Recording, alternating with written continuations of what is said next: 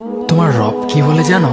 তুমি যাকে আমার চাইতে বেশি ভালোবাসবে, আমি তাকেই তোমার কাছ থেকে দূরে নিয়ে যাব আর তোমাকে বড্ড একা করে রাখবো।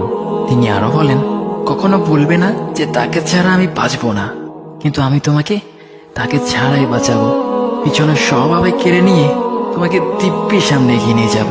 তুমি কি দেখো নি, ঋতুরাও যে 2 মাস পর পর বদলাতে থাকে, ছায়া দেয়া গাছের পাতাও তো শুকিয়ে যায়, আর যখন সবর হারিয়ে ফেলে তখন ঝরে পড়ে। কিন্তু তোমার রব তো ধৈর্যশীল ও পরম দয়ালু। তিনি তো সেই ঝরে যাওয়া পাতার ঢাল থেকেও সবুজ পাতা গজান। তুমি কি দেখছো না তোমার স্রষ্টার এই নিদর্শন? যে মানুষটাকে তুমি নিজের জীবনের চাইতেও বেশি ভালোবাসতে, সেই মানুষটাও একদিন অচেনা হয়ে যায়, তোমার মন ভেঙে যায়, এমনকি বন্ধু শত্রুতে পরিণত হয়, আর খানিক সময় পর শত্রু বন্ধুতে পরিণত হয়।